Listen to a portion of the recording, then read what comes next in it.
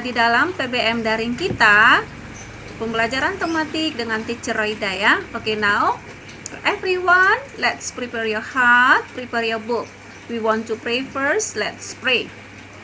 Father in heaven, we say thank you for today. We say thank you for new blessing. We say thank you for everything that you have done in our life. Father in heaven, we are going to study thematic today. Please help us to understand our lesson today well. Thank you, Lord. We surrender this time only to your hand. In Jesus Christ's name, we pray to you. Amen. Oke, semuanya sudah menyiapkan buku tematiknya. Oke, kita akan masuk di dalam pembelajaran kita tematik ya.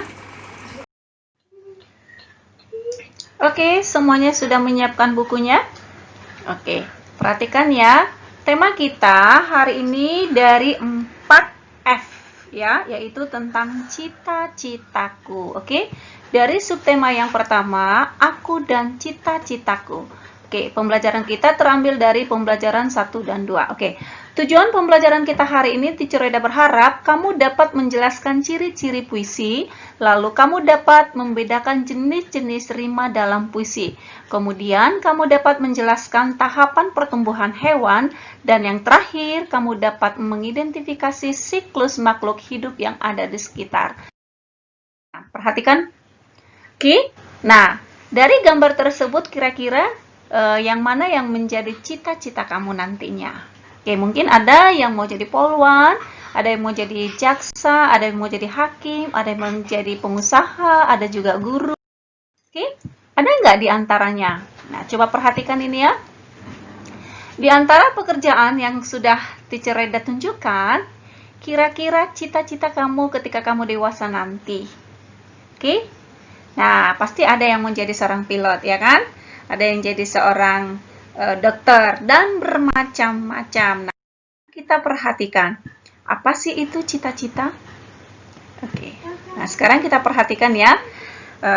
Kamu bisa membuka buku kamu 4F, halaman yang ketiga ya. Kita akan lihat di situ. Kamu akan membaca cita-cita. Oke, puisi cita-cita. Oke.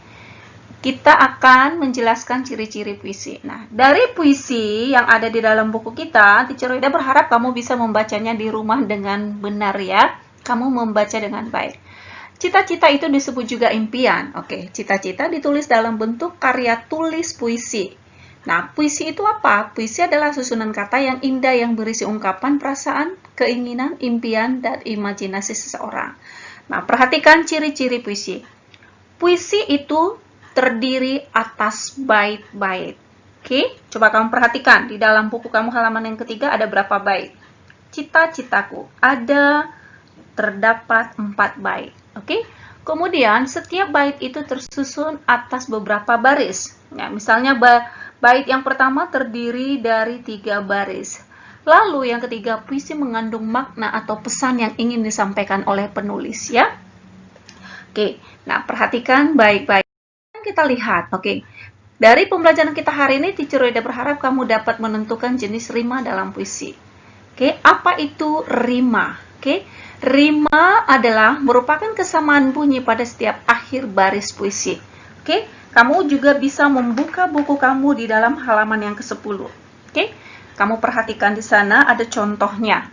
Nah, ada beberapa jenis rima, yaitu yang pertama, perhatikan ya, rima A, yang kedua rima AB, ketiga AA, BB, yang keempat AB, BA.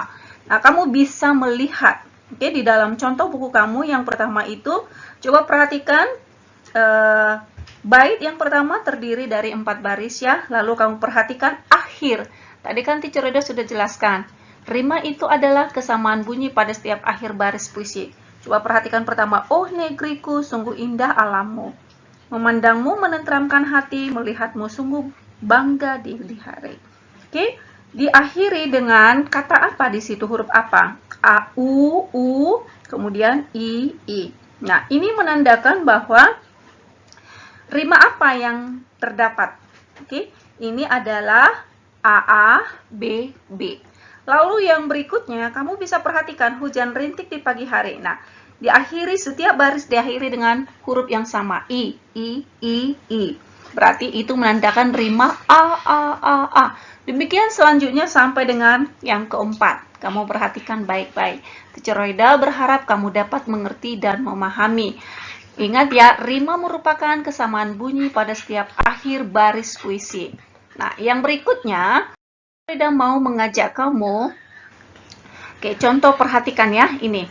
Contohnya, desaku yang kucinta, pujaan hatiku, tempat ayah dan bunda, dan handai taulan. Nah, perhatikan setiap baris diakhiri, misalnya huruf kucinta diakhiri dengan huruf A, pujaan hatiku diakhiri dengan huruf U, bunda diakhiri dengan A, taulanku diakhiri dengan U. Berarti, apa yang menjadi rima yang terdapat di dalam lirik lagu tersebut? Ini adalah A, B, A, B. Oke. Baris yang pertama sama dengan baris yang ketiga. Yang kedua sama dengan yang keempat. Berarti A, B, A, B. Oke, paham ya? Nah, yang berikutnya, nih, lihat ya. Bisa ya mengerti ya? A, B, A, B. Nah, yang berikutnya kamu perhatikan. Oke. Cerita mau mengajak kamu, kita akan mengamati, misalnya daur hidup hewan. Nah, ada nggak di sekitar kamu ini? Ini adalah daur hidup atau pertumbuhan dari hewan.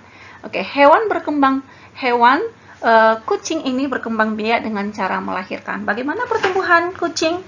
Oke, kamu bisa melihat kembali buku kamu halaman yang kelima. Oke, perhatikan di situ. Yang pertama itu adalah anak kucing. Kemudian yang kedua, kucing muda. Lalu yang ketiga adalah kucing dewasa. Oke, setelah dewasa maka dia akan berkembang biak, dia akan melahirkan.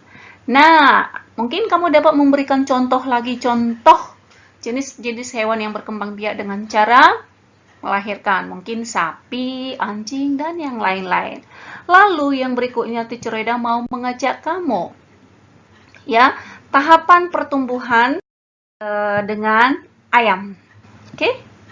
Semuanya pernah melihat hewan? Pasti ya, semua pasti pernah melihat hewan. Nah, perhatikan, hewan berkembang biak dengan cara bertelur. Nah, perhatikan urutan tahapan daur hidup daripada hewan berikut. Yang pertama itu adalah telur. Bertelur ya, yang kedua anak ayam, yang ketiga ayam muda, dan yang ketiga adalah ayam dewasa. Mungkin kamu juga dapat menyebutkan beberapa contoh hewan yang berkembang biak dengan cara bertelur. Selain daripada ayam. Mungkin kamu bisa menyebutkan burung, kamu bisa menyebutkannya, ya. Atau mungkin kamu bisa menyebutkan bebek atau apa hewan yang ada di sekitar kamu yang berkembang biak dengan cara bertelur. Lalu yang berikutnya Teacher Roida mau mengajak perhatikan informasi metamorfosis hewan. Oke, metamorfosis itu apa, teacher? Oke, metamorfosis adalah proses perubahan bentuk dalam struktur tubuh hewan secara daur hidupnya. Perhatikan metamorfosis daripada kupu-kupu. Nih. Oke, ada beberapa tahapannya dari kupu-kupu. Kupu-kupu itu berkembang biak dengan cara bertelur. Nah, kita perhatikan tahapan-tahapan dari perkembangbiakan pertumbuhan kupu-kupu. Oke. Nah, yang pertama telur ya. Kupu-kupu dewasa dia akan bertelur, telur menetas kemudian menjadi ulat-ulat kecil, setelah itu ulat dewasa, lalu menjadi kepompong. Setelah kepompong akan menjadi kupu-kupu yang kecil, lalu menjadi kupu-kupu dewasa. Oke, ini adalah pertumbuhan dari metamorfosis kupu-kupu. Oke, telur, ulat, kepompong, dan kupu-kupu. Ada 4 tahap ya. Nah, tadi kalau kucing ada berapa tahap? Ada 3 ya. Nah, sekarang kamu perhatikan, mau kamu dapat memahami dan kamu mengerti ya. Nah, tugas kamu dari halaman yang ke-7 nomor 2 dan halaman yang ke-7 nomor 2 dan halaman 13 nomor 3. Perhatikan baik-baik ya.